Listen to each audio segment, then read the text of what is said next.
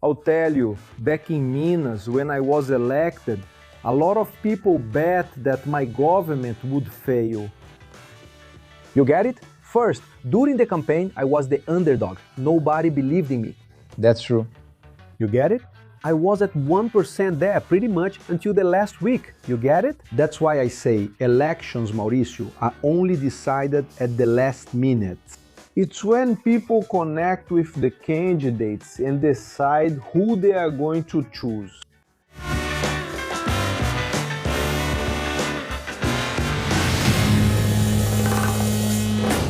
Ladies and gentlemen, we are here at this pre-election moment. I can already say he's a pre-candidate, right? I can't say he's a candidate yet. I don't know how these things work, but it's not speculation anymore. He's a candidate. We brought Renan Santos here. We did an excellent interview with Renan Santos. It went viral. And today we have Romeu Zema here in front of me, already dressed in the Novo Party uniform. Yeah, you're just walking around in orange all the time. Did that change your wardrobe since you joined Novo? How did that happen? Do you have to... No. Am I allowed to wear any red? Can you wear red? No, red is something I avoid, you know, Mauricio. I even avoid it for underwear, to be honest with you. Yeah, not even underwear. But orange would be the color I wear the most. Yeah, orange, white, we go with blue. There's a bit of everything. All right, you're getting one more from Insider. Just check if there's any red in it. No. Black. Not black. Black here. Preta, you have to stay calm. The Insider clothes, I'm going to leave them here for all the candidates. Actually, I already said this when Renan was here. All of them are applying to win Insider kits. It's not about changing Brazil. They want to win kits on podcasts. Here it is, Romeu. Soon you will. It's really good for you to do it. Yeah, the daily life of a candidate. Kissing babies, eating pastries, tech clothing. You're a businessman. You know we need to earn a living. Tech clothing. Thank you very much. That's sensational. The entire tech line, you've seen it here on ACHISMOS TV. And we have a discount coupon here. And once again, thank you to Insider for making this project work. Romeu, I'm going to talk more like this for the people who maybe don't know you, like the folks from Minas, whom we've known since 2000. In 2018, you became governor there. But people, I don't know, from other regions. A businessman and politician nationally known for building a career in the private sector before entering public life. How was that transition then? Like, do you consider yourself more of a businessman or more of a politician today? How do you see yourself? I've been a politician for 8 years, Mauricio. But I have an entrepreneur's DNA. Since I was a child, up until 9 years ago when I started my campaign, I was always in the private sector. I come from a family of Italian immigrants who came to Brazil with nothing, to work the land by hand, replacing slave labor. And my life was spent in the countryside of Minas. In short, I spent 30 years opening stores in 470 different cities. I traveled more than 2 million kilometers. I'm almost like a truck driver. Yeah, unintentionally, but practically on foot, right? Yeah, just walking to get the operation up and running. The company is now professionalized, with audited financial statements generating more than 5,000 direct jobs, not counting the indirect ones. So I think I have more of that DNA, yes, and that's what I think I brought to Minas, and it really helped the state of Minas. Brazil needs to have leaders who have this efficiency mindset. Administrative, you mean? Public money isn't actually scarce, no, it's just misallocated, you understand?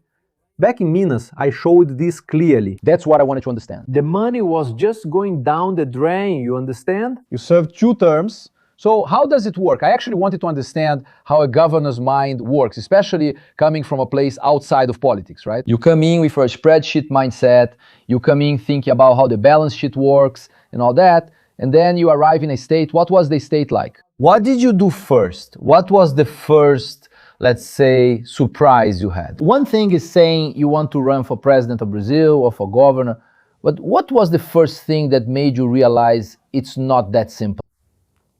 It was the financial situation of the state.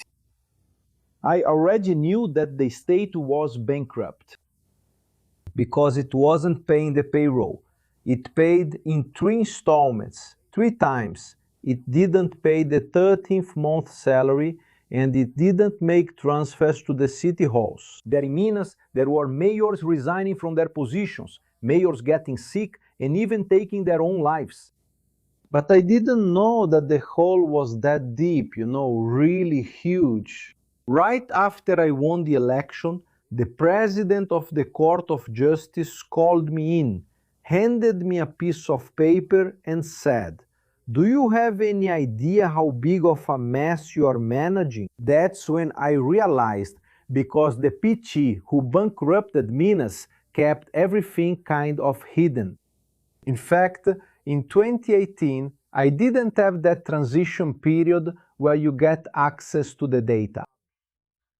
You win in October but don't take office until January? In January, yes. So you did have that, yes. In November, they didn't give us anything. Then on January 2nd, when we went to access the bank accounts and get access to the data, that's when we saw that there was no money at all and there was a debt of billions to pay. So when you ran for office, you had no idea what that amount would be. I had no idea. And how do you promise? Well, not promise, but you're there. That's what I want to understand, right? You want that position.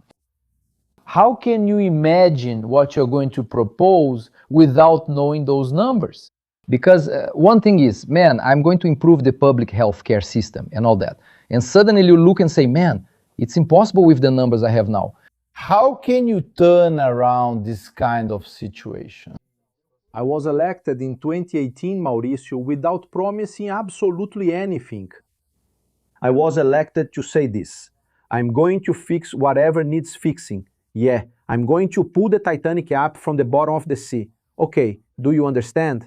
And if the Titanic is at the bottom of the sea, it has definitely wrecked a lot of things. Do you agree? I agree. So we pulled the Titanic up from the bottom of the sea, and from there, that's when we started to see what was broken, what was bad, what wasn't working in the state government. We managed to cut down almost 50,000 positions there. Right. How many companies in Brazil have 50,000 employees? Very few. We streamlined this by improving education, improving healthcare, and improving public safety. Okay, and what's the difference, Zema, between you who came from the private business world? Because a lot of people say, I'm going to treat the state as if it were a company. What is the similarity and what is the difference between the state and a company? Let's go. The similarity: you are dealing with people. People are people everywhere. Here, those who are here with us are people from the private sector, people from the public sector, and people from the philanthropic sector, which is the third sector, in an NGO. Everyone wants to be treated well. Do you agree? Yes, everywhere. And within the state, that usually doesn't happen. My main concern there when I took office was that I gathered the secretaries on January 2nd, 2019, early in the morning. I was sworn in on January 1st, a holiday. On the 2nd, I gathered them and said, we have 21 million customers. They are the 21 million people from Minas Gerais. And we are going to have to improve their lives. We have to think here, just like I always did, since I was a retailer my whole life. Retailers are concerned about serving their customers well. And I said, every decision we make has to be with the mindset of the people on the receiving end. If it's a law that affects farmers, let's think like farmers. Are we making their life better or harder? It's like being a supplier to a company. How is that going to be? What about the taxpayer? If we are going to change a law that affects the driver who tries to pay the vehicle tax on his car, let's think about whether this is making his life harder or not. And I worked very closely with the business sector, with the Federation of Agriculture, the Federation of Commerce, and the Federation of Industry. Whatever we did, we called them. So in the government, you have a lot more actors involved. You understand, you have to call the federation, you have to call a particular group, etc. In a company, many times you just say, I'm going to do this, and that's it. Many times you also depend on legislative authorization. I see. So the big difference you're telling me is that you can be more able to call the shots as a businessman, right? More agile, let's say, more agile. Because you're the CEO. Yeah, you have a board of directors, the executives. The board of directors is 7 people. The executive board is 7. Yes. You have 2 meetings and it's settled. There you have an assembly. There are a lot of things to decide there. Now there are many players, a lot of people. There is opposition. In the private sector, you have competitors. In politics, you have opposition. Which one is worse, a competitor or an opponent? It's worse because he distorts the facts. In my case, my competitor in business, he wants him to grow along with you, yes. He wants to become more efficient, yes. He doesn't send a bomb to my store, do you agree? But in politics, they send bombs to you, do you understand? And that's what I wanted to understand. Why did you leave if your life was really good? Let's put it that way. You were there, doing fine, selling well. Imagine that this Sunday you were having dinner with your family and suddenly the whole of Brazil knows you, right? Especially Minas. So what has come up for you since the day you entered public life that you can mention here? Like you talked about a bomb, obviously you were using an analogy. Or was it true? Or was there something like, look, Zema, if you keep doing well here, we're going to destroy you?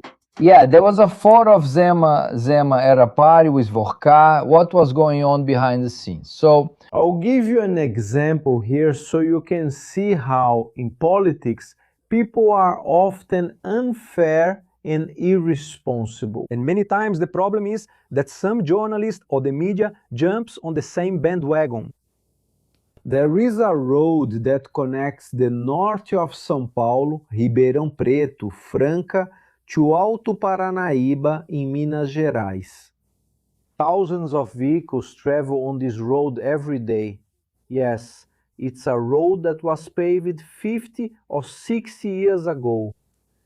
And this road connects my city, which is Araxá, to the border with São Paulo. Thank you.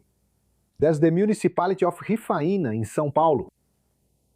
And the road is bad. And since the beginning of my administration, everyone has been asking to have it paved. We solved the financial situation. And then I said 3 years ago, now we can pave it there because the road is becoming impassable. And then the paving started. And do you know what came out in the newspaper? That I was paving a road that would connect to my family's ranch. The road. As a personal benefit. No journalist went there to see that it was a public road. If you are coming from São Paulo and you want to go to Patos de Minas, Patrocínio, Araxá, or a number of other cities, you take that road. They made it look like I was benefiting myself. Do you understand? Sometimes you end up having to explain the obvious, right? So that's one of the examples. So, and then you, for example, you got into this public life. I imagine you have a family. And at some point, someone must have said, Romeu, do you really need to get into this? Now you want to run for president. Soon you could be the president of the republic. I mean, the kind of controversy around the road is going to happen with anything you decide to do. What goes through your mind about that? Do you think you're a braver guy after you faced the state government? Did you handle it well? Was there ever a moment when you thought like, man, this is so annoying, I don't want to keep going, I'm going back to my stores and all that? Well, let's take my family's case. Yeah, my family, thank God, no one was ever into politics, never depended on it. The company I created that my father had, that my family had, never depended on a mayor, a governor, or a congressman. We sell to Mr. João, Mrs. Maria, and Mr. Zé. Thank God. So I'm actually the presidential candidate who can speak most freely, since I've been criticizing the untouchables out there. My family, I won't say they liked it. No way, because it's a lot of exposure. And my children changed the names they go by. They started using only their mother's last name. they stopped using Zema. Because the Zema name is very strong. It became strong, yeah, and they want to build their careers on their own, different from the ministers over there in Brasilia. Did you understand? It's the opposite. My son and my daughter dropped the last name because they want to be themselves. They don't want to be congressmen. Do you think they do? No. Nobody wants to be anything. And there in Brasilia, every minister's son wants to take advantage of their father's name. You've seen it. So there's a huge difference. And it's not just ministers. You can see it with candidates too. Candidates whose sons are also candidates. Everyone wants to ride on someone else's success. But in the public sector, there's this exposure from the start. That's another big difference. In a company, once you make a decision, it's done. Yes, but in the public sector, you have unions that start questioning, newspapers that start questioning, federations that start questioning. Was the newspaper your first enemy? You thought, wow, these guys will make things tough for me. Look, I would tell you that back in Minas, when I was elected, a lot of people bet that my government was going to fail. You get it? During the campaign, I was the underdog. No one believed in me. That's true. You get it? I stayed at 1% there pretty much until the last week. You get it? That's why I say elections, Mauricio, are only decided at the last minute. It's when people connect with the candidates and say, who am I going to choose? It's just like a restaurant menu. Have you ever asked for the menu a month in advance, opened it, and studied it there? But I know whether I'm vegan or not. So I know the decision I'm going to make later on. So yeah, in 2018, people in Minas only saw my name at the last minute. Nobody was betting on me. And saw that there was a different candidate there. It was the anti-politics election. Remember, this was after Operation Car Wash. In 2018, with Operation Car Wash, everyone said, I don't want to vote for a politician. And this year, there's a certain similarity. That's right. You're like, I don't want to vote for anyone from the system. That's right. Right now, at this moment, in first place, we have Lula, and in second, Flávio Bolsonaro. And then you're in that group. It's you, Renan, Caiado, and then we're going to talk about the right wing. Because you see, the left is represented by Lula. The right is all over the place. You as a businessman, you as, I believe, a man, right, who would like the right wing to come into power. Don't you ever think, damn man, am I not getting in the way of the right wing coming in? Or do you yourself not accept your opponents as good representatives of the right? I don't know if you followed the election in Chile 5-6 months ago. There were several right-wing candidates running against the left. The right-wing candidate who got the most votes went through the second round, and the right united in the second round. The same thing will happen here in Brazil. If Lula is a candidate in the second round against this jar here, I will vote for the jar. Because I know that the PT runs a criminal administration. I was on the other side of the counter for 7.5 years back in Minas. Vendo. For 7.5 years, I was cleaning up after the crimes the PT committed in Minas Gerais. But how are you going to handle it, Zema, since from now until the second round, there's going to be a lot of fighting? I don't doubt that Renan Santos, Flávio Bolsonaro, and Caiado are going to go after you. How are you going to be able to support these guys after all this? I'm sure that in politics we have, let's say, something that sometimes isn't very clear. Running in an election is like playing pool. Your opponent is right there at the table. When the game is over, you have a beer together. You get it? In tennis, I don't know what sport you play. You are opponents during the game. But when it's over, you have a beer together. Now, with the PT, it's more difficult. Because the PT ruins everything. Over in Minas Gerais, they were almost like a plague. Do you understand? I don't know if you followed this year Lula's attempts to find a candidate there to run for governor of the state. He went after Rodrigo Pacheco. Rodrigo Pacheco backed out. Then he went after the mayor of Contagem, Marília. She backed out. Then he roped Deputy Petrus into it and said, "You are going to be the candidate." Being the PT candidate there in Minas after their disastrous administration is the same as someone being chosen to be the sacrificial lamb. You get it? He's in the spotlight. He's going to be criticized non-stop because what they did there in Minas really ruined the state. So the right is not divided. I can even say that it has shown more competence in having good candidates. And if there were more, it would add up even more. Think about this with me. If Lula had someone else from the left with him, do you agree it would bring more votes to the left? Are there people who are left-wing and don't like Lula? Yes. These people would vote for this other left-wing candidate.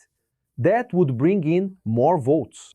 And there we know, with him retiring, and that won't take long, who's going to replace him? Who's the next Lula, right? A very different situation from the right, which has some well-rated governors and new ones who will continue our projects and plans. Well, going back to talking about public administration, which was something new in your life. You've been there for 8 years. Is there any political conviction you had that when you took executive office, you completely abandoned? Was there any change during this period? There were surprises. Let me tell you a few things that surprised me. I was very pleasantly surprised by the quality and the competence of many people in the public sector. Well, Yeah, I thought there were some, but that it was more of an exception. But there are actually a lot more. And I was also extremely surprised. I think it went the other way with the number of things that go wrong and keep happening because the laws were poorly made. Like incompetent people who have terrible performance and who will stay there because it's practically impossible to fire them. because of the laws, Because of the laws, we need an administrative reform in Brazil, which is actually one of the proposals I'm running on as a candidate. Administrative reform. There are a lot of good people who should be recognized and even earn more. And there are bad people who are a minority who should be removed and given time to improve. So the fact that you held an executive position, did it change your perception about what you could do? For example, imagine if you were a presidential candidate in 2018, would you change? Let me rephrase the question. If you were a presidential candidate in 2018, would you have the same proposals that you have today as a candidate for president in 2026? Or did you change after working in the public sector? No, I changed while working. Like I ran for office in 2018 without having any experience in the public sector. If someone there had already been a congressman, already had some kind of career, they would already know. And I was also very surprised in the public sector by how sometimes they care much more about the packaging than the content. Right. In their rhetoric. Right. Yeah. In the private sector, you care about the content, right? You want results. Yeah, I'll give it to you right here. If it's inside a cardboard box and the gift is good, you're satisfied. I get it. In the public sector, you have cellophane, you have ribbons, you usually have. When the product is bad, You need this. Yeah, you need this. Got it? Got it. So there's a lot of wasted time and effort in doing this kind of communication that Brazilians are already tired of. and it costs a lot. I think everyone is fed up with politics, Yes, I agree with you. That really is another disappointment for me too. The number of openings, inaugurations, events, A, B, C that I had to attend, while I had things I needed to be working on. No, but you are the governor of the state and protocol says the governor has to go. And you waste time that you could be using to solve something else just to put on a show. That's it. I had a swearing-in ceremony that, thank God, I missed. I won't say where it was, It was at some institution. Who was my representative. He sat there for 4 hours listening to speeches. Boring, useless speeches that are good for nothing. Imagine, there's the flute, there's the moment when the girl plays the folk music. But I want to. It's boring. I would hate to be governor. But I also want to make a mention here. In my opinion, there should be a law. I attended the swearing-in of a minister at the Superior Labor Court. It was on that day. In Brasília. I went to Brasília. The whole thing lasted 30 minutes. Between me arriving and leaving and him taking office, 30 minutes. There should be a law that says a swearing-in ceremony in the public sector has to last 30 minutes. Because have you ever thought about it? People stay there the whole morning instead of working. And it's not just 20 people, it's 500. I can imagine. Because he's everything in the department. Everyone is on their phone. Instead of listening, because there's nothing to listen to. It's just nonsense. Yes, it's because the governor is coming. If he comes, we have to bring it in. Who cares about the city's folklore? Bring them here. Now you have to sit through everyone's folk performances. You're tired and want to leave. You are on your phone while they say Zema is talking nonsense. That's the situation. I mean, you waste time that you could be doing something useful there. That's it. So there are a lot of rituals. I think that some rituals are even necessary. They are part of the tradition and should be respected. But there is a lot of exaggeration going on. You stay there for 4 hours. They could make a TikTok version. Send a video, you watch and like it. Done. Is this where they play the flute in Minas Gerais? That's cool. Was there something you tried to do but couldn't accomplish? Something that disappointed you, Zema? Like, man, I tried to get something done here, but I couldn't. Because there's the mafia from here, from there, the guy from I don't know what, from the garbage.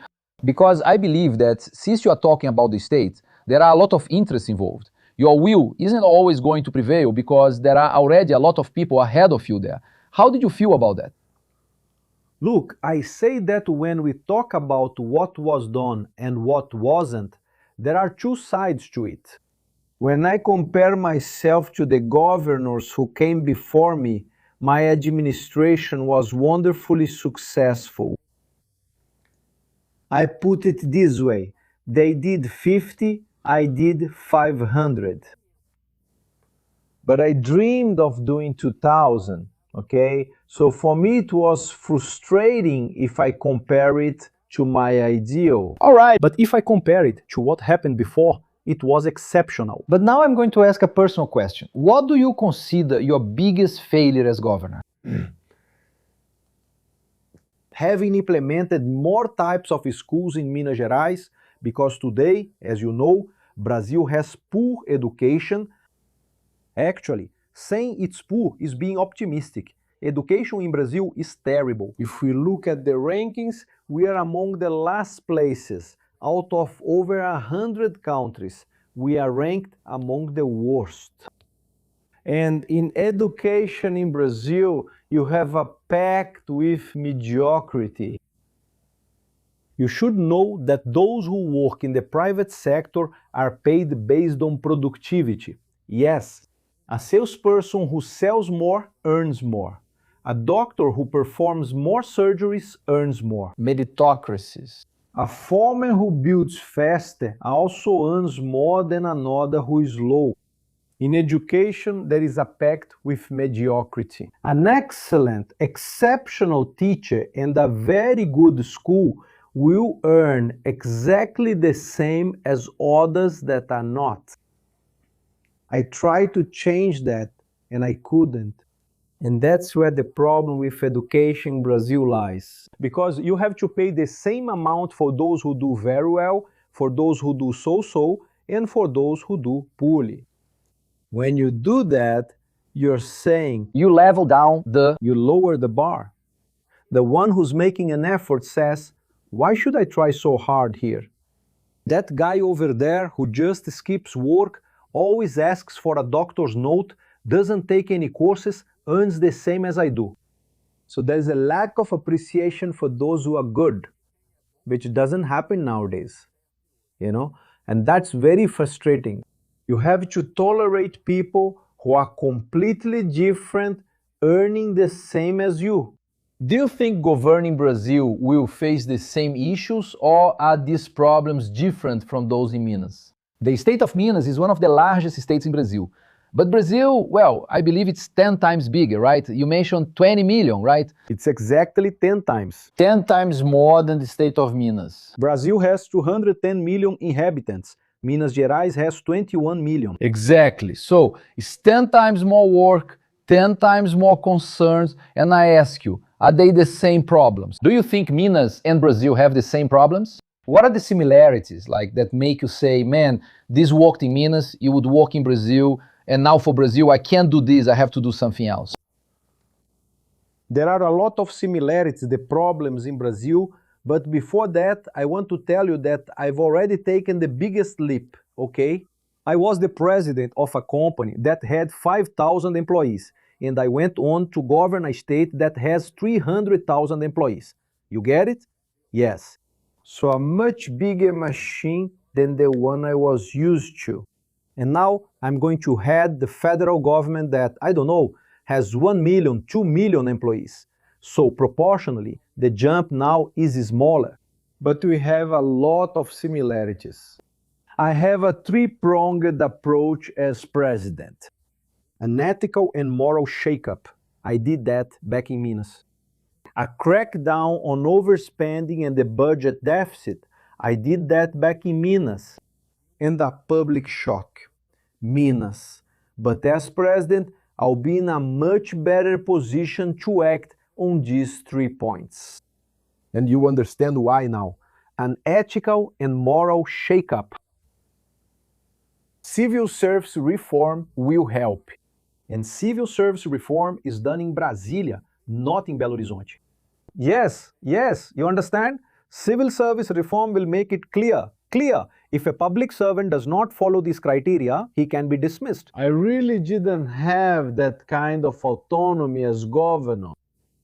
A crackdown on overspending. In Minas, I did it with more limited tools than I'd have as president. In Minas, I only have revenue and expenses. In Minas, I don't have the monetary policy that the President of the Republic has. He has access. He has the mint, he has a say in the interest rate, etc. I will have many more tools to act in this area than as a governor, and much more to fight crime. A governor doesn't legislate on criminal law. It's all centered in Brasília. In fact, one of my proposals is to decentralize. The states could, like in the United States, have some aggravating factors for certain crimes, have something different. For sure, but on the other hand, you also have an entrenched Congress, let me put it that way, right? Because the Congress probably, I don't know what the re-election rate is going to be for the congressmen who are there, but I believe that a good part of them have already been there for a long time, right? And you end up being the newcomer in a place that's already very well established. How do you think you're going to break through that bubble? In Minas, I dealt with an assembly that had 77 state legislators. And from my party, there were only 3, yes. So I never really had a governing coalition there. Today, no party has that kind of coalition to govern. Not even the PMDB, the MDB in this case? No, none of them do. Yeah, they all do. Sometimes the number is much higher than 3. But let's take the case in Minas. Sometimes it's 10, it's 12. It's always like that, but not most people, right? It's never a majority. But I, first of all, have always been against the quid pro quo. You know what quid pro quo is? You give a department, you get something back. You give amendments worth millions, and then the person votes in your favor. I've always been against that. In Minas Gerais, we built a relationship of trust with the legislature. An administrative, management-based relationship. And I'll explain it to you here. The parliamentarians, the deputies, both state and federal, they have budget amendments, which is that money they can spend wherever they want. Many times these parliamentarians send these funds to questionable NGOs that sometimes hire someone to provide services. And that's where the so-called kickbacks, the rachadinhas, etc. come from, that we know about. Unfortunately, this happens in the city councils, in the state assemblies, and in the Chamber of Deputies. This plague is taking over Brazil, and it's necessary to put some control in place, which hasn't happened yet, but is needed. But in Minas Gerais, where we took over a bankrupt state with no money, we had to be more creative. Necessity is sometimes the mother of creativity. Don't you agree? I agree, for sure, of course. Japan became what it is after being devastated by the war and having, absolutely, China itself, exactly. What did we do back there in Minas? First, we made a super catalog, something this big here, with thousands of projects the state needed. In that regard, the state of Minas is already well organized, and we made it even more so. We have 3,600 schools, so about 2,000 needed renovation. So I put in that catalog the 2,000 schools that needed renovation and the cost of each one. I also put in that catalog the 300 MEG roads, the roads that needed repairs, the sections and the cost of each section. I included in there the UBSs that we needed to build, the basic health units, in which city and the cost of each one. The hospitals that needed more equipment, expansion, and the cost. I handed it to each representative. And I said, representative, these projects here are extremely important. This is what people from Minas need the most. You might even be thinking about doing something else. But here are the schools that are falling apart. Here are the roads that are full of potholes. Here are the cities where people don't have good health care and that we need to prioritize. And for you to help us and be interested. If you support any of these projects here, for every real you put in from your amendments, we, the state government, will put in R$2. So, if we were going to build a basic health unit there that would cost 3 million, the deputy would only put in 1 and we would put in 2. And I also made a commitment to go with him to that city to announce the project or attend its opening. Or the other. In fact, I was the governor of Minas Gerais who traveled the most around the state. I went to 430 different cities. How's your marriage, Zema? I got divorced. You changed the subject, didn't you? Let me drink some water here. You startled me just now. Because, damn it, You startled me just now. as a family, Zema, how does that work? You broke up, I know that, but how does it go? I have to thank God because I have 2 children who only bring me joy and happiness. But you don't have that thing because like you're working a lot, you're in a phase of, you're here today on my podcast. Soon you'll be. I closed my house in Belo Horizonte at the beginning of the month of... We are in August now, right? Yes. Yeah, at the beginning of August, I gave up my place there. I was staying in Belo Horizonte 2 days a month, paying rent, having a maid. You're traveling around Brazil. Yeah, I almost became a nomad, that's right. Since I've been staying more in São Paulo, my support base has been more in São Paulo now. That's right, and I think if I had been married back in 2018, I wouldn't have become a politician. Were you already single, separated, already separated? I've been separated for over 20 years now.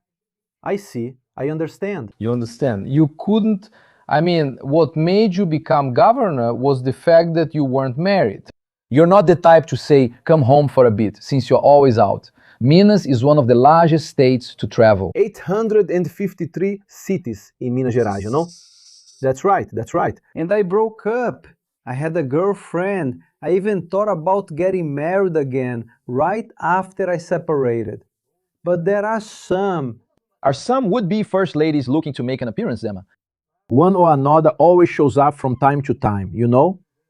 I see. I've been very busy. I see. You're from Minas, right? I think they've been getting frustrated. You're from Minas, right? They say people from Minas aren't quiet. But anyway, Zema, hold on a second. I'm not really used to answering questions like that about my personal life. Private. That's why you're here just guessing, man. Yeah, not really. Do you want to go back there with Natu, Zaneri, and Sage? She's here. It's better here. Yeah, let's go. The conversation is more informal. Because here, the goal of ACHISMOS, by the way, all the candidates are invited, but some don't want to come. I'll make that clear. It's a real democracy. Can I say who doesn't want to come so far? Go ahead. Daddy Lula. Lulinha does the L and refuses to come. Doesn't want to come. And Daddy Bolsonaro. Daddy Bolsonaro didn't even reply. Is that it? Lulinha replied, at least. Didn't Lula refuse? He didn't refuse. Why? He didn't accept or refuse, just gave the classic, let's talk on Monday. So we'll talk later. We'll discuss it later because I'd prefer Lula and all candidates to be present. The goal is to understand their thinking, not to attack anyone, including Lula or Flávio Bolsonaro. Actually, I want to ask a question. All right, we can clearly see that you are opposed to Lula. But I need to ask this question because he's a great politician, right? Whether you like him or not. He's a guy who's already his third term. He's seeking a fourth term as president. So he has a huge history in Brazil. Do you have anything you can say? What was the biggest achievement of Lula's government that you would say, this is something I found interesting? Even back when you were an entrepreneur, as you were growing, do you see any action from Lula's government that benefited you? Look, it's hard for me to speak well of someone you don't appreciate, right? But we are in a democracy. I think that the left as a whole has an advantage, which is that it makes this package I just mentioned even prettier. Do you understand? They could be handing you a box full of crap, so well wrapped, you know? Yes. That you think you are taking a gift home. Yeah, so I think we have a lot to learn about doing these things. I'm against all manipulation and deception because I think they often go down that path. But sometimes they make such a big show out of something so small that I really think it's almost worthy of applause, you know, like let's take the Vale Gas, for example. The gas voucher doesn't do much to improve people's lives. Brazilians want to have a decent job. They want to have autonomy. And then they take something that people with low income really depend on, but they still going to continue with the difficult life they have today. And they say they are improving people's lives, that they are concerned about people, which is just nonsense. They are doing a populist move. So I think it's really just a lack of shame, but they still manage to do it.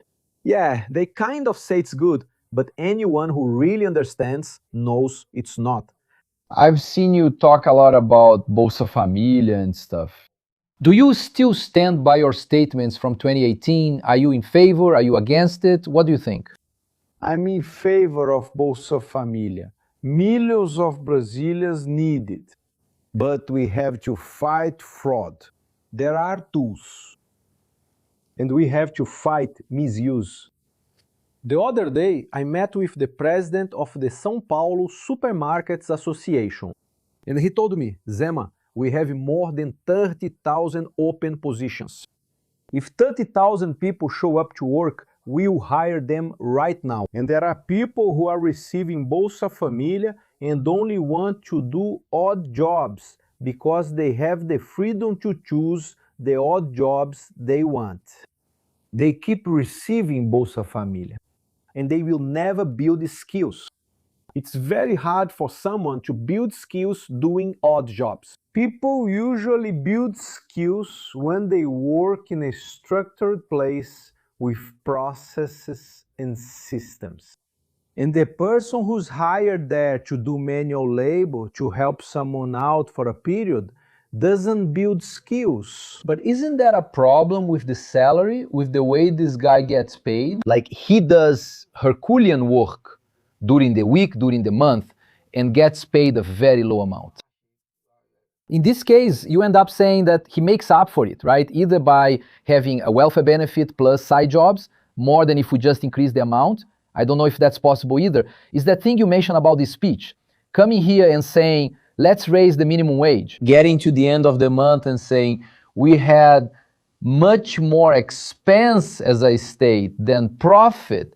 How do you see this issue? Since you come from this work environment, you talk a lot about this, about business owners and so on. How do you see the kinds of work arrangements Brazilians use nowadays? So I was a business owner. If you worked at a company and earned the minimum wage, which today is 1,621 reais, I think that's it, right? You cost the company 1,000 reais per month. Because of mandatory payroll charges. Did you understand? Yes. So, in my opinion, if you bring someone who is receiving Bolsa Família today, as far as I know, is 600 reais.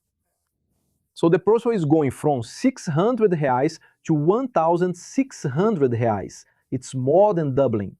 Yes, so it's not insignificant at all. But there are people who say, no, I prefer the 600 reais here and doing my side jobs there. My proposal is, if you had 3 job offers and refused them all, your payment will be suspended. And how do you assess that? How can you monitor that? And I want the person who left the Bolsa Família for a job to get a bonus of 1,000 reais, which makes up for it. She will generate savings of 600 reais for the state and will be working in a company that will be paying social contributions on the work she's doing there. It's a bonus for her to have left the... I want to encourage it. Today, there's no incentive to leave, you know? So when you say, hey, so-and-so, you're going to this job here, but you're going to get an extra 1,000 reais, that's definitely an incentive for him to give up those side gigs he's doing. And there's also another aspect I want to bring up, which is to require the person to study as a condition. If someone is there receiving government assistance and hasn't finished elementary school, in my opinion, at the very least, they should be attending classes so they can complete their education. Do you agree? Right? A mother who receives assistance for herself and her children needs to prove that her children are going to school, which is the right thing. She needs to prove that her children are getting vaccinated, which is the right thing. So you have to have these requirements. Every country in the world has them. Here in Brazil, they are paying people and saying, do whatever you want. There are no requirements here. So that's really bad. You start creating a generation of people who I call the big kids, who aren't worried about studying, working, or getting qualified. This is already being passed from father to son. I see. It's like you're saying, you have this start, right? Some financial support for you to get established. But the condition is that you also make progress in other areas, that you have the chance to support yourself, right? That's it. I want the person to develop over time. Even if they are receiving Bolsa Família, I want them to improve in terms of education in any area. But how were you seen when you were born? Like, were you seen as a lower middle class guy, rich guy, upper middle class guy? How would you define yourself? Look, I was born into a family that lived in a 40 square meter house, and my father earned the equivalent of minimum wage at the time I was born. Okay, you understand? My father was orphaned at 14. And he took over, inherited a bankrupt company. When he was orphaned, it wasn't bankrupt yet, but then there were family problems. And when he took over then, I never lacked anything. I always had food, clothes to wear, but I lived in a house that was very modest. Yes, but thank God, my father was always a very hard worker. My father is that person who always worked from January 1st to December 31st, including Saturdays, Sundays, and holidays. I remember very well when I was a child, he probably had the only auto parts store in the city. So in the middle of the night, at 3 or 4 in the morning, the doorbell at home would ring.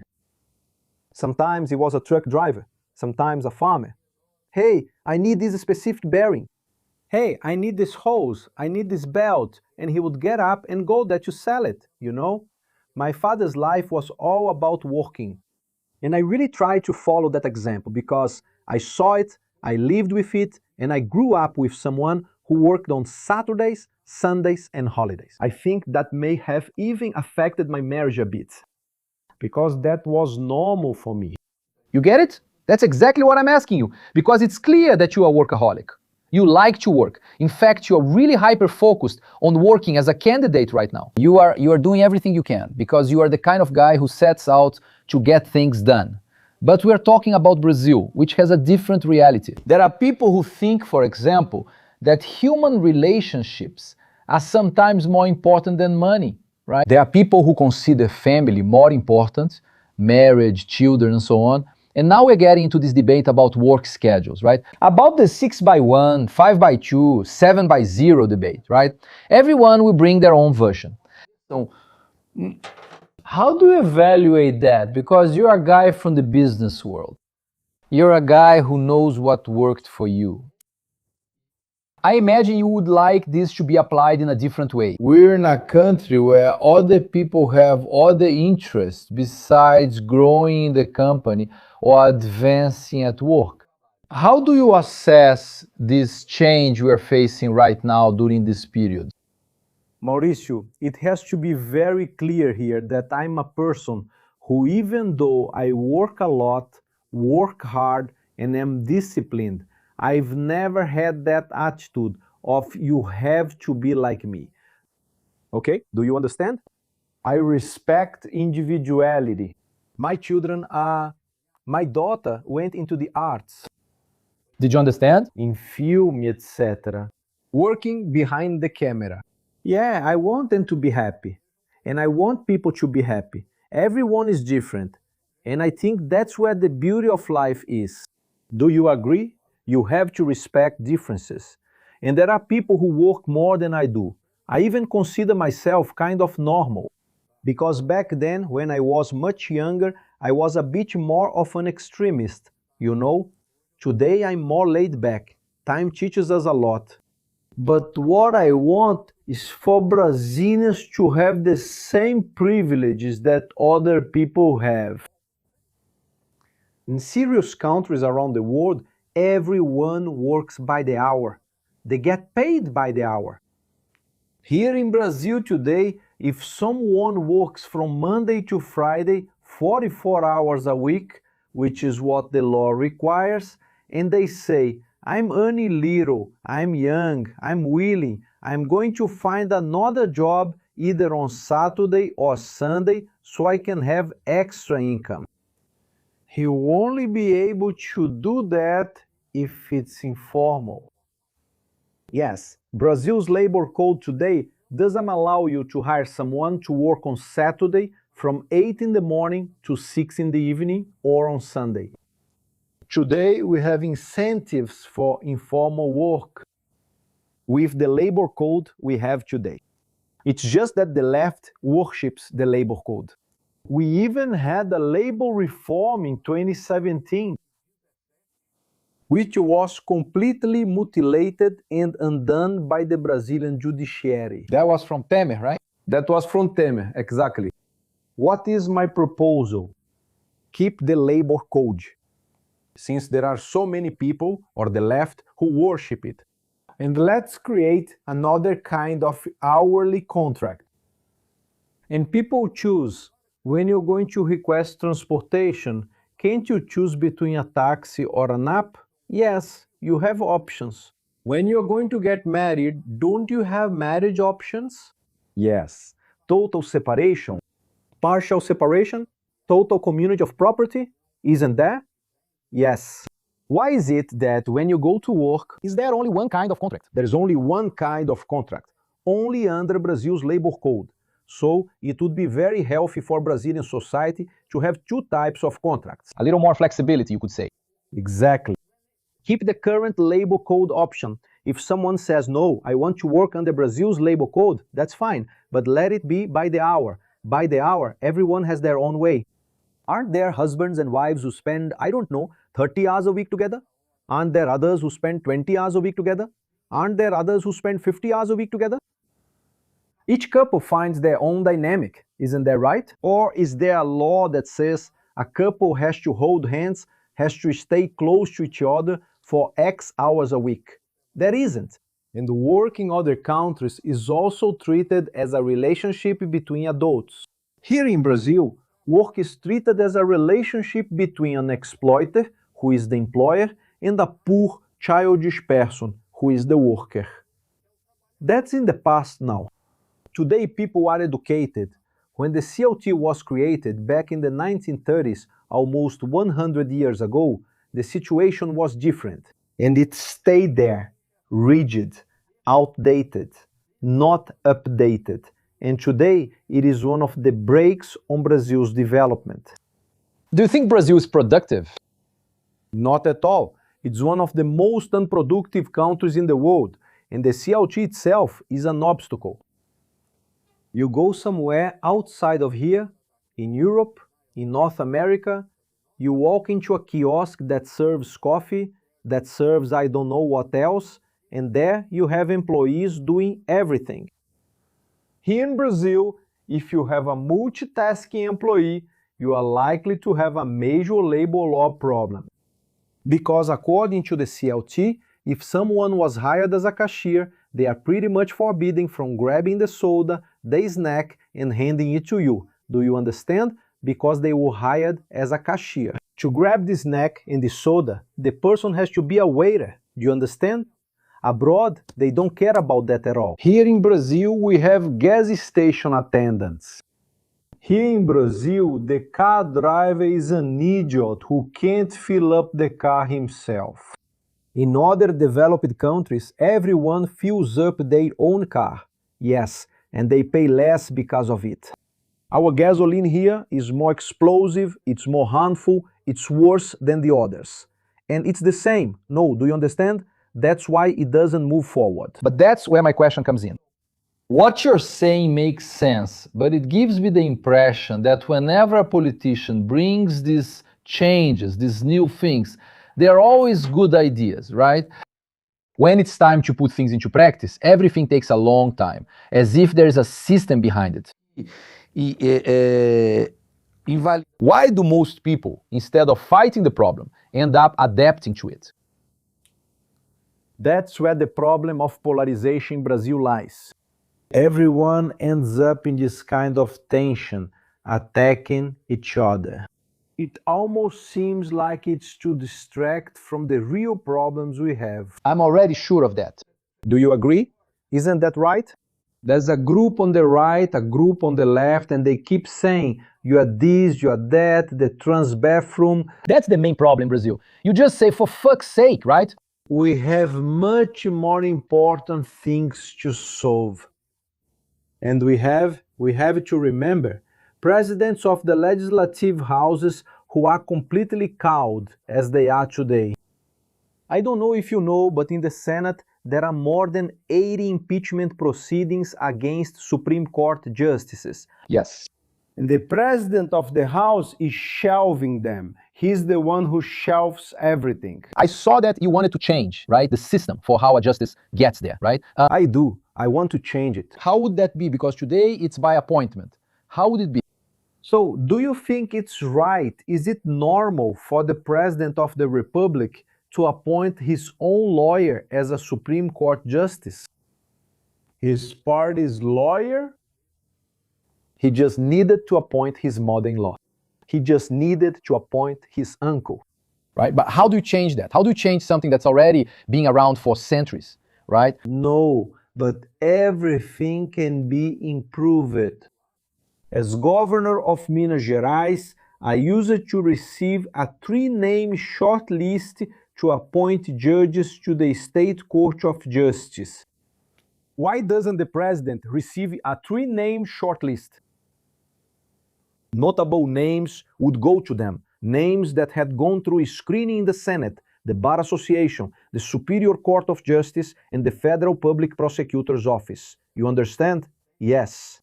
And I would appoint as Supreme Court Justice someone who was already over 60 years old. That would be the rule. Isn't the Pope just an older person? Have you ever seen a 30-year-old Pope? I see. There's a rule, just like with the president. You have to be at least 35 years old, and there are certain requirements. I get it. So, we need to improve governance in Brazil. I will give you an example of something Lula was against. Central bank independence. It's fundamental. In every serious country in the world, the central bank is independent. He wanted to put an end to that. It was progress that we achieved about 7 years ago. The central bank is like the regulator of the currency. And it's the agency that doesn't let the currency lose value, and he wants to interfere. Yes, as if the state controlled that. As if the state controlled that. So it's really bad to have a president who keeps undoing things, like the judiciary undid the labor reform. Another thing that Lula did, he even managed for 90 days, you remember, there was a window in which he managed to put a bunch of unqualified people in the state-owned companies. He got a temporary authorization from the Supreme Court, but it lasted for 90 days. And during those 90 days, 3 years ago, he put a bunch of garbage into the state-owned companies. It was progress that Brazil had achieved. Only people with a clean record and qualified could enter the state-owned companies. He put all kinds of junk in there. Zema, but we at the moment, I think the Supreme Court has really been the main force running the country lately, right? Whether it's the president or Supreme Court justices. Would you comply with any law, any decision by the Supreme Court that you consider unfair? How does that work? On one side, you're trying to change something, while on the other, the Supreme Court says, no, that's not the way. I'm thinking of an exercise, a projection exercise, because I've seen that you even had recently, someone commented on your accent, something like that, right? I think it was, yes, they did. Are you understanding me or not? You are? Yes, great accent. Yeah, the accent is cool. He doesn't understand. He said the Minas Gerais accent is really nice. No, but he speaks well. He speaks just fine. But I imagine that if you become president, you have these problems with a group that has more power than you. Or maybe they don't have more power than you. Look, I'm going to have a problem, and it needs to be very, very clear here with those who are using the public sector to get rich. Because I think that's just outrageous in a poor country like Brazil, where there are people who can't earn enough to feed themselves properly. And we're seeing that over at the Supreme Court, there are a lot of justices who, instead of fulfilling their role as justices, seem to be acting much more like businessmen or investors. Okay, do you know anyone whose wife has landed a 129 million contract because of the position he holds? I don't know anyone like that. I know someone too. I only know of a case that's up at the Supreme Court. I won't say anything, but I know. Yeah. 8 years ago, I moved to Belo Horizonte, which is the place where the criminal banker Vorcaro was born, grew up, studied, got married, had a child, lives, and so on. I never met him. With the Supreme Court justices, he was got the red carpet treatment. I never hitched a ride on his private jet. The Supreme Court justices hitched a ride on the criminal banker Vorcaro's private jet. And how does it work, Zé? How do you manage not to be corrupt? No, let me ask a question like this. How can a politician manage not to be corrupt and at the same time deal with the political issues that shape our democracy? Because it gives me the impression that it feels like there's no turning back. I see a lot of people who talk to me. I worked on CQC and the guy says, I'm going to change this, I'm going to do that. but he starts to realize, little by little, that he needs to be part of the system. How does that work? It's about not depending on the system. As a governor, I followed that path. How can you avoid relying on the system as a governor? You depend on the system. You need them to approve your proposals. But I'm not a career politician. I even went as a volunteer. To this day, I've never received anything. Everything I received, I passed on to the guys. My life is settled, well settled. The company is there, operating, professionalized. I'm a shareholder. So I receive dividends from the company, and it's there during a tough time. Retail is pretty tough right now, but it's working and it doesn't depend on me. I even say that harder than being a good manager is living and having things keep working, and the company is working. I'm proud, much more proud of its continuity than of having created it. Do you understand? Yes. Because having a company that disappears when you leave is very sad. It means you didn't delegate, you didn't teach, you didn't let things go on. It was just a one-off, right? But going back to the question about the system. When I was elected, when I took over the state government on January 1st, 2019, it's there in my speech at the Legislative Assembly. I'm here to fight corruption. I'm here to investigate everything that's wrong. I'm here to make sure anyone who needs to be punished will be punished. Being a relative or from party A, B, or C doesn't mean they won't be. And I spent 7.5 years leading the government, without scandals, without corruption, without any schemes, without bringing in relatives. 300,000 employees. I didn't bring in any relatives. No one from my family, from my company, supplied anything to the state. Do you understand?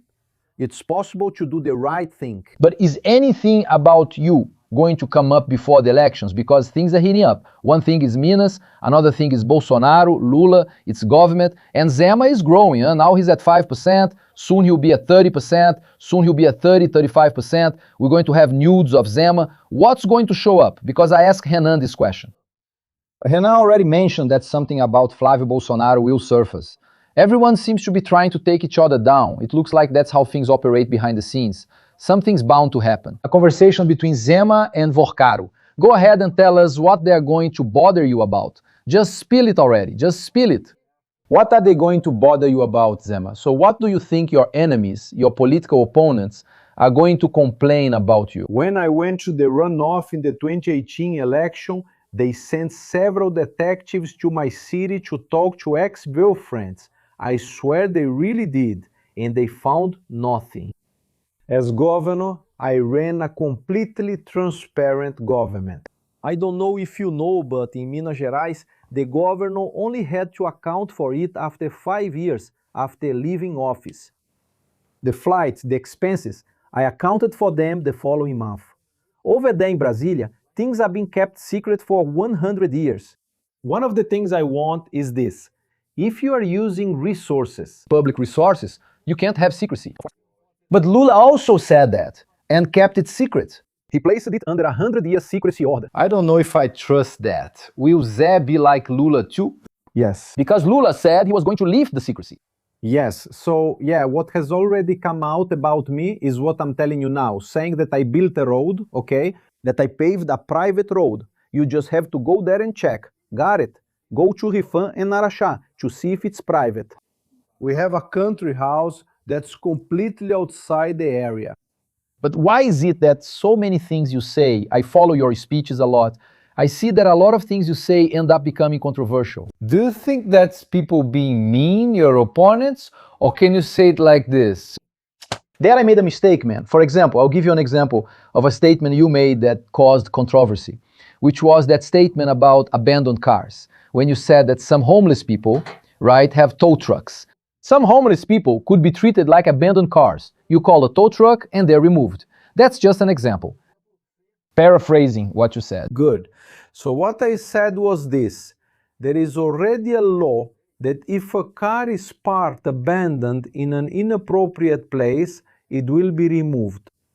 We need to discuss a solution for the homeless people. Yes. And if there is someone there on a street who is a drug addict, who has lost all sense of reality, and there are many like that, who attack people, who make a mess, it's a threat to public health and to themselves. If we don't have a way to remove these people that doesn't depend on them, we will never remove them. And homeless people in Brazil, you and everyone watching us here know that the numbers have only multiplied.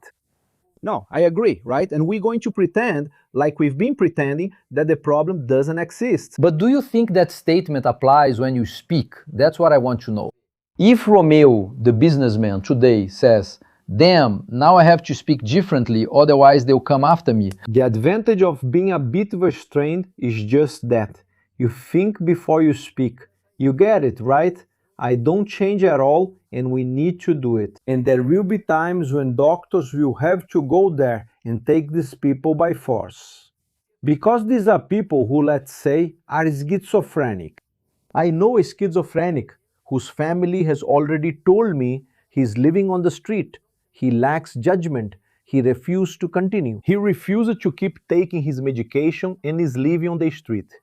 It would even be a great comfort for the family. Now, There are people who seem to like homeless people. Do you agree? Because I was criticized so much, these people who like them, I also want to make a law that goes like this: that the person who appreciates homeless people can put a sign on their house or business door saying, "Here we welcome homeless people." Did you understand? Because if you want someone to be treated a certain way, start by setting the example. Do you understand? Now, I've seen women who were assaulted by homeless people. She would arrive at a house that wasn't well lit. I've seen homeless people destroy streets that provided jobs that people like to go to, and that turned into filth, total insecurity. And it's kind of becoming a way of life in Brazil. It's people who use drugs like crack, etc. And they totally lose their judgment. And the authorities turn a blind eye. Here in Brazil, we've learned to turn a blind eye to 40,000 homicides a year. Which country in the world has been the most murderous for decades? A country called Brazil. Nobody says anything. Every day is the equivalent of a plane with 140 passengers crashing here every day. And it's normal. Nobody says anything. It's normal. Every day a big plane crashes here. It's normal. Yes, we can't. Yes, back in Minas Gerais, I come from the real world. I change a lot of things. One of them, which I'm proud to mention, is that the production of artisanal Minas cheese, which was almost all clandestine, almost all informal. Since I saw the problem, we found a way to legalize it. You see? And today the producer earns much more and the product has become much more valued. Now, before, in the past, this cheesemaker business was considered worthless. People would just dismiss them, saying they were just a nuisance and only made uncertified cheese. I come from the countryside, I knew about the problem, so we have to understand the problem. Brazilians work informally because the CLT labor code is just too complicated. and so on. Do you think the press paints you as an extremist? For example, I remember a statement you made about the dictatorship, and people said, "Oh, he's not saying that was a dictatorship," because you said something almost like, "Those who call it a dictatorship are the same who don't see it that way." So let me ask, do you think the movement in the 60s was a dictatorship? What's your opinion? It was a dictatorship, and today we have a dictatorship that's much worse than that one. Today we have the dictatorship of extortion. Today we have 60 million Brazilians who are victims of extortion from January to December. I don't know if you've ever been to communities, yes, where people pay more for water, electricity, and for pirated internet service, Right. parallel state. And what happens to those who don't obey? It's over. There's a crime court there, isn't there? There is. Do you know the story of the energy company Rio de Janeiro, Light? Yes, it's facing bankruptcy. Yes. I met with the director of Light and he told me, Zema, 52% of the energy we supply we don't get paid for. Who's getting paid? Organized crime. So, are we just going to turn a blind eye to this? Today there's a dictatorship of organized crime. And why isn't this government fighting it? Isn't it strange?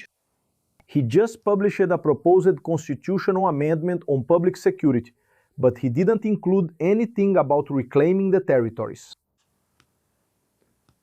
It's as if criminals could control part of the national territory, and this government just stays quiet. They do absolutely nothing. It's because organized crime is buying a lot of politicians out there who are lining their pockets with money. And then it seems like the establishment doesn't want things to change. Yeah, we're talking about, except for the Bolsonaro period, which was from 2018 to 2022, we're talking about 20 years of government, right? Of course, there was Temer, who also came in, but he was part of the government, right? He was part of it, yes. He was the vice president of. Remember that Bolsonaro had to deal with the pandemic, right? So his government was still, how long was it? How long do you think Brazil would need for it to be the way you believe it should be under your presidency? We have several cases in history for a country to develop and move out of a low-income bracket to reach an upper middle income. It's 1 to 2 generations. It's 25 to 50 years. There is no miracle. And then sometimes you have a government that even makes some progress, and then another one comes and messes it up. The case of Argentina. Argentina is one case. Venezuela is an even clearer one. It was a country that, despite all the difficulties, was improving. Then populism came. Lula, Hugo Chávez, and Nicolás Maduro's populism brought the country to its knees, brought it down. In Brazil it wasn't that bad, but Brazil is falling behind. In the 1980s, Brazil accounted for 4% of the world economy. Today, it represents 2%. That means we are becoming less and less relevant. You mean 20 years, right? That's what you're telling me, right? I mean, for us to have, in your view, the country that Zema would love, it would take at least 20 years. Yeah. Minas, during the 7.5 years I was governor, made good progress. The roads improved. And one of the things I even say, which makes me very proud, is that Minas was always considered a state where people would live. People from Minas would go to Rio, to São Paulo, to Brazil's Central West. They are all there, yeah. Also, and during my administration, believe it or not, the flow reversed. Brazilians going to Minas Gerais. And where do people go? To where there are opportunities and safety. So this clearly shows that Minas has become better than the Brazilian average. And there's another fact as well. IBGE points out that Minas' share in Brazil's GDP grew during my administration. In other words, we have a more dynamic economy there that's doing better than Brazil's economy because we created a more business-friendly environment there. Now, as president, I will do much more. Do you know what the main enemy of businesses in Brazil is today? Taxes, interest rates. 15%, 14 now. 12 for 14%. 14 is the base rate. If you go to a bank, you won't find money for less than 20%. You won't find it. Then you see your competitor over there in Asia, in Europe, in North America, he goes to the bank and gets money at 6% per year. How do you compete with someone who gets it at 6% per year and you get it at 20%? You are going to do a 100 million project. Here the financial cost is 20. Out there the financial cost is 6. Yes? Do you see? It already wiped you out. Then there are taxes here that are more complicated, and the labor laws here are more complicated and riskier. There's legal security. There are environmental projects here that you can never get approved and so on. Yeah, Brazil is stuck. Look, I'll do this for you, Zemaio. I did this with Renan, which is the following. Let's go. You became president. I made you president. I put you there. You took office. In 2027, you start your term there. Let's go. Congress blocks almost all your proposals. You negotiate positions. How far would you go? I will do everything in a proper institutional way. I'm not afraid of work, no. I call the leaders there to see what we can do in the most institutionally proper way. If they have competent people, I want them. I did that in Minas Gerais. I'm totally against giving the position to José or Maria without knowing who José and Maria are. No, but send me José and Maria's resumes. I'll send them to a headhunting company, to human resources, to interview them. If they are competent, I'll hire them, yes. Do you understand? Reconciliation is possible. I did it. A governor challenges a federal decision. What is the line between dialogue and confrontation? You always have to be open to dialogue at first. But if you see that dialogue didn't solve it and that you're right, then you go for confrontation. During my life as a businessman and as a governor, I had to respond to and take legal action at various times. There are times when, unfortunately, dialogue with crazy people, with those who have bad intentions, with criminals, sometimes dialogue doesn't work. It doesn't exist. Regarding dialogue, Brazil's Supreme Court made a decision you think is wrong. How do you react without causing an institutional crisis? A court decision, you need to comply with it. Now, if abuses start happening, the executive branch can also do its part in the sense of making changes. As I mentioned, I want changes in the Supreme Court. We have bad apples in the Supreme Court. I want the Senate to impeach justices who got rich by abusing their position. If a new pandemic arises, what would be the trigger to close schools or businesses? Listen to public health experts. As a governor, I came to understand a lot about public health, but I always trusted the scientists and those who work in public health. The truth is, it's true. You had to deal with the pandemic. I had to deal with the pandemic. And in Minas, we had one of the lowest mortality rates in Brazil during the pandemic. And that was largely because we made technical decisions. I never tried to defend this or that treatment or say close this, open that, as if I had all the answers. I always listened to medical professionals. I respect doctors. They studied all that time for what? For me, who didn't study, to think I know more than they do, I think I'm throwing away a great opportunity. Come on, a hostage situation with hundreds of hostages is being broadcast live. Do you negotiate?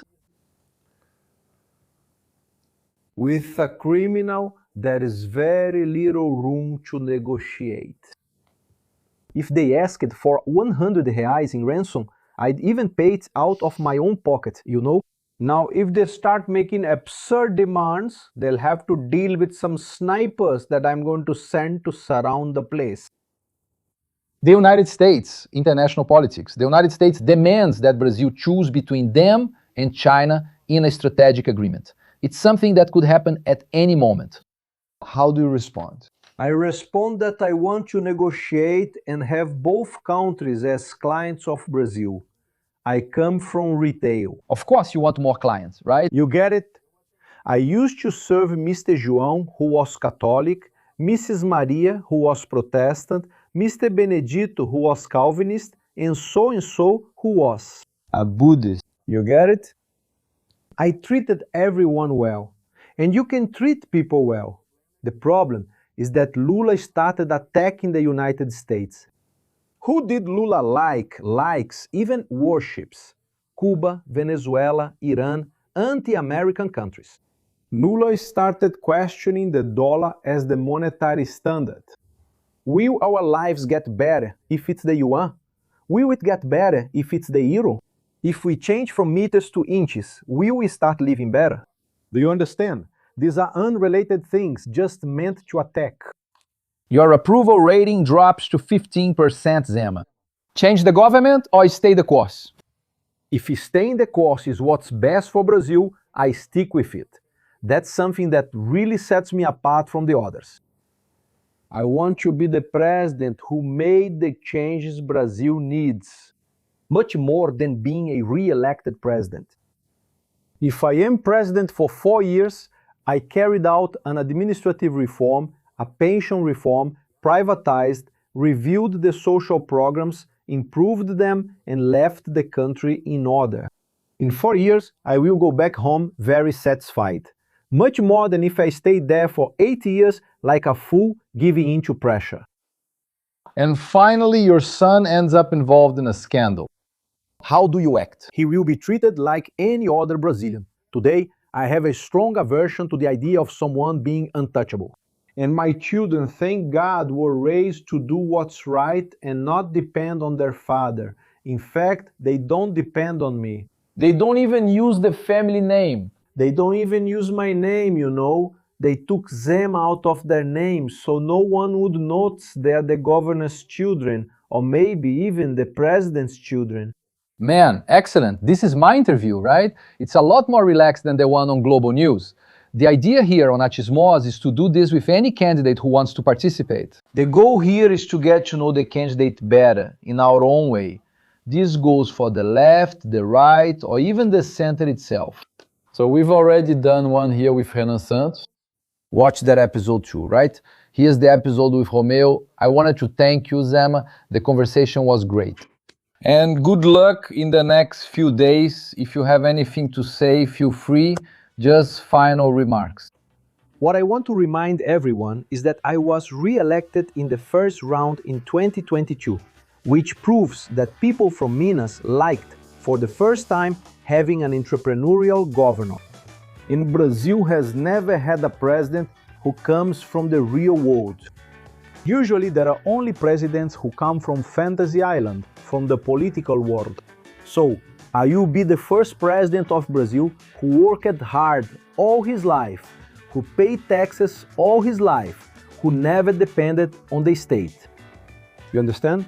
Who governed without corruption. And Brazil is not a failed country.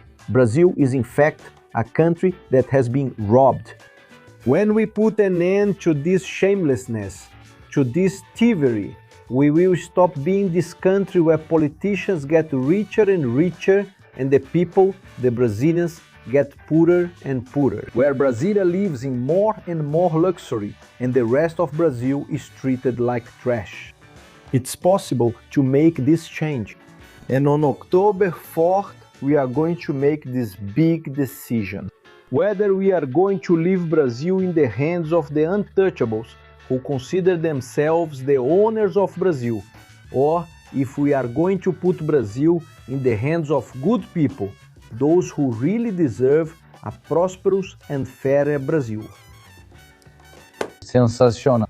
Leave a like and share this video if you like the candidate, so that people can evaluate him better, all right? Once again, I extend the invitation to all the potential presidential candidates. I think this kind of dialogue would be great. We have different audiences here, right? Different kinds of people.